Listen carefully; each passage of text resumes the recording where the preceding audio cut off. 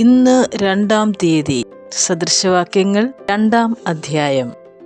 മകനേ, ജ്ഞാനത്തിന് ചെവി കൊടുക്കുകയും ബോധത്തിന് നിന്റെ ഹൃദയം ചായ്ക്കുകയും ചെയ്യേണ്ടതിന് എൻ്റെ വചനങ്ങളെ കൈക്കൊണ്ട് എൻ്റെ കൽപ്പനകളെ നിന്റെ ഉള്ളിൽ സംഗ്രഹിച്ചാൽ, നീ ബോധത്തിനായി വിളിച്ച് വിവേകത്തിനായി ശബ്ദം ഉയർത്തുന്നു എങ്കിൽ, അതിനെ വെള്ളിയെപ്പോലെ അന്വേഷിച്ച് നിക്ഷേപങ്ങളെപ്പോലെ തിരയുന്നു എങ്കിൽ, നീ യഹോവഭക്തി ഗ്രഹിക്കുകയും ദൈവപരിജ്ഞാനം കണ്ടെത്തുകയും ചെയ്യും.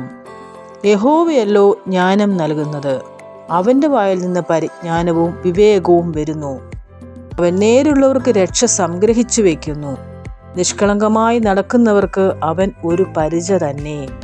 അവൻ ന്യായത്തിൻ്റെ പാതകളെ കാക്കുന്നു, തൻ്റെ വിശുദ്ധന്മാരുടെ വഴിയെ സൂക്ഷിക്കുന്നു. അങ്ങനെ നീ നീതിയും ന്യായവും നേരും സകല സന്മാർഗവും ഗ്രഹിക്കും. ജ്ഞാനം നിന്റെ ഹൃദയത്തിൽ പ്രവേശിക്കും, പരിജ്ഞാനം നിന്റെ മനസ്സിന് ഇമ്പമായിരിക്കും.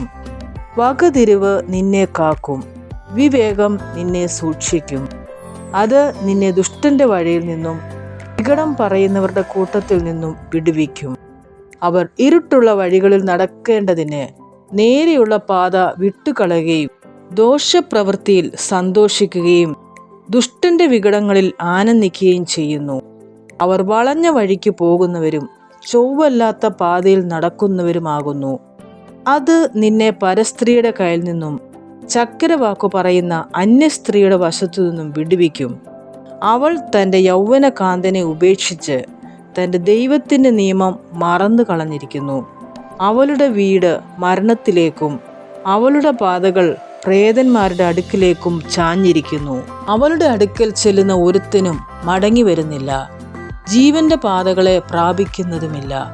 അതുകൊണ്ട് നീ സജ്ജനത്തിൻ്റെ വഴിയിൽ നടന്ന് നീതിമാന്മാരുടെ പാതകളെ പ്രമാണിച്ചു കൊള്ളുക.